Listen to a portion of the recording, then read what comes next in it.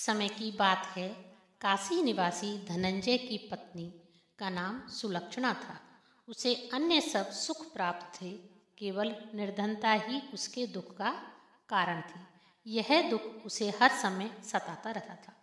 एक दिन सुलक्षणा अपने पति से बोली, स्वामी आप कुछ काम करो तो काम चले, इस प्रकार कब तक काम चलेगा। सुलक्षणा की बात धनंजय के मन में बैठ गई।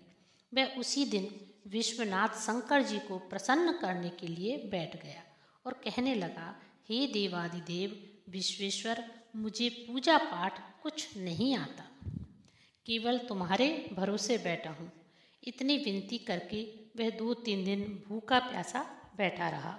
यह देखकर भगवान शंकर ने उसके कान में अन्नपूर्णा अन्नपूर्णा अन्नपूर्णा इस प्रकार 3 बार कहा। यह कौन क्या कह गया।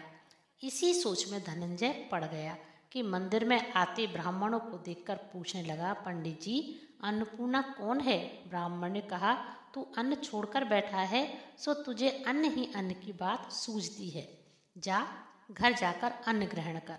धनंजय घर गया, स्त्री से सारी बात कही।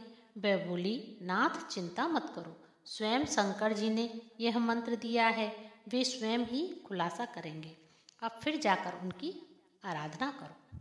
धनंजय फिर जैसा का तैसा पूजा में बैठ गया। रात्रि में शंकर जी ने आज्ञा दी, कहा तू पूर्व दिशा में चला जा। वह अन्नपूर्णा का नाम जपता जाता और रास्ते में फल खाता, झरनों का पानी पीता जाता। इस प्रकार कितने ही दिनों तक वह चलता गया। वहाँ उसे चांदी सी चमकती वन की शोभा देखने में आई। सुंदर सरोवर में देखने में उसके किनारे कितनी ही अप्सराएं झुंड बनाए बैठी थी। एक कथा कहती थी और सब माँ अन्नपूर्णा इस प्रकार बार बार कहती। यह अगहन मास की उजली रात थी। आज ही व्रत का आरंभ होना था। जिस शब्द की खोज करने वह निकला था वह उसे वहाँ सुनाई दे रहा था। धनंजय ने उनके पास जाकर पूछा, हे देवियों आप यह क्या कर रही हो। उन सब ने कहा, हम सब माँ अन्नपूर्णा माता का व्रत करती हैं। व्रत करने से पूजा करने से क्या होता है, यह किसी ने किया भी है, इसे कब किया जाए, कैसा व्रत है और कैसी विधि है, मुझसे भी कहो। वह कहने लगी, इस व्रत को कोई भी कर सकता है। 21 दिन तक के लिए 21 गांठ का सूत लेना चाहिए। 21 दिन यदि ना बने तो एक दिन उपवास करें। यह भी ना बन सके तो केवल कथा सुनकर प्रसाद लें। निराहार रहकर कथा कहें। कथा सुनने वाला कोई भी ना मिले तो पीपल के पत्तों को रख, सुपारी या घृत कुमारी को ग्वार पाठ वृक्ष को सामने रख, दीपक को साक्षी कर, सूर्य, गाय, तुलसी या महादेव को बिना कथाएं सुनाए मुख में दाना नहीं डालें। यदि भूल से कुछ पड़ जाए तो एक दिन फिर उपवास करें। व्रत के दिन क्रोध ना करें और झूठ ना बोलें। धनंजय बोला, इस व्रत के करने से क्या होता है। वे कहने लगी, इसके करने से अंधों को आँख मिले, लूलों को हाथ मिले, निर्धन के घर धन आए, बांझ को संतान मिले, मूर्ख को विद्या आए। जो जिस कामना से व्रत करे माँ उसकी इच्छा पूरी करती है। वह कहने लगा, बहनों मेरे भी धन नहीं है, विद्या नहीं है, कुछ भी तो नहीं है, मैं तो दुखी ब्राह्मण हूँ, मुझे इस व्रत का सूत्र दोगी। हाँ भाई, तेरा कल्याण हो, तुझे हम जरूर देंगे, ले इस व्रत का मंगल सूत्र ले। धनंजय ने व्रत किया। व्रत पूरा हुआ तभी सरोवर में से 21 खंड की स्वर्ण सीढ़ी हीरा मोती जड़ी हुई प्रकट हुई। धनंजय जय अन्नपूर्णा अन्नपूर्णा कहता जाता। इस प्रकार कितनी ही सीढ़ियां उतर गया तो क्या देखता है कि करोड़ों सूर्य से प्रकाशमान अन्नपूर्णा माता का मंदिर है। उसके सामने स्वर्ण सिंहासन पर माता अन्नपूर्णा विराजमान है। सामने भिक्षा हेतु भगवान शंकर खड़े हैं। दिव्यांगनाएं चंवर डुलाती हैं।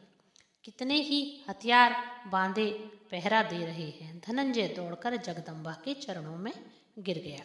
देवी उसके मन की बात जान गई। धनंजय कहने लगा, आप तो अंतर्यामिनी हो, आपको अपनी दशा क्या बताऊं। माता बोली, मेरा व्रत किया है, जा संसार तेरा सत्कार करेगा। माता ने धनंजय की जीभ पर बीज मंत्र लिख दिया। अब तो उसके रोम रोम में विद्या प्रकट हो गई। इतने में क्या दिखता है कि वह काशी विश्वनाथ के मंदिर में खड़ा है। माँ का वरदान ले धनंजय घर आया। सुलक्षणा से सब बात कही। माता जी की कृपा से उसके घर में संपत्ति उमड़ने लगी। छोटा सा घर बहुत बड़ा गिना जाने लगा।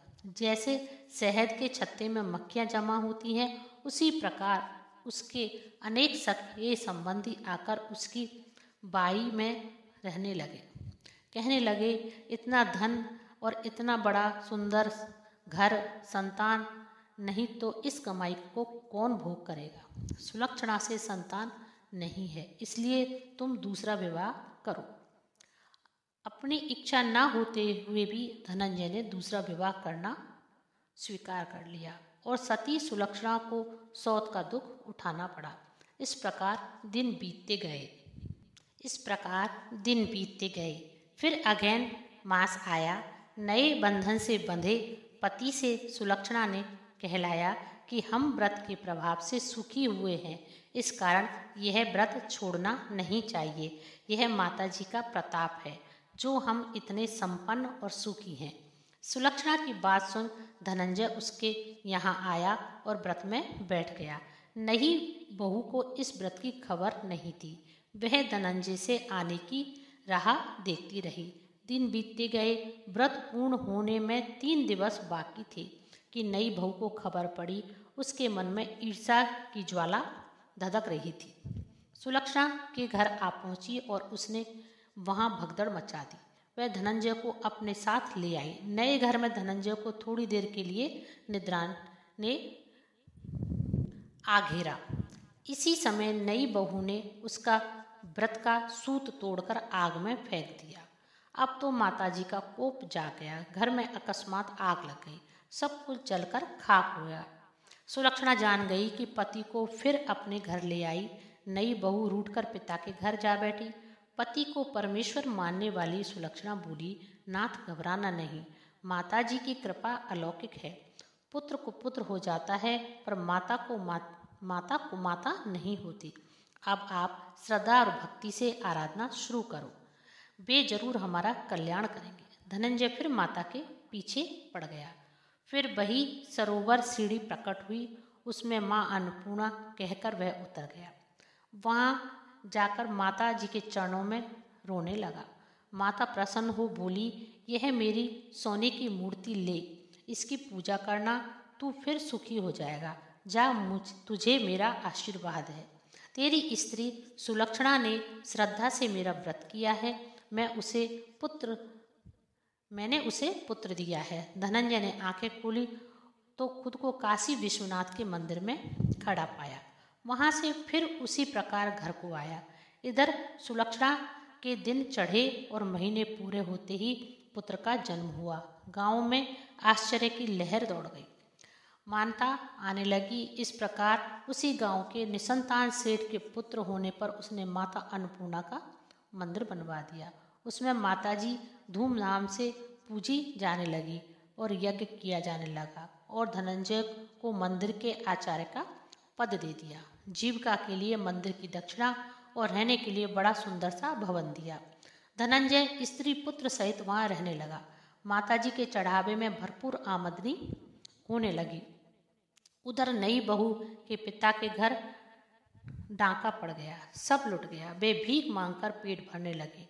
सुलक्षणा ने यह सुना तो उन्हें बुला भेजा, अलग घर में रखा और उनके अन्य वस्त्र और अन्न का प्रबंध कर दिया।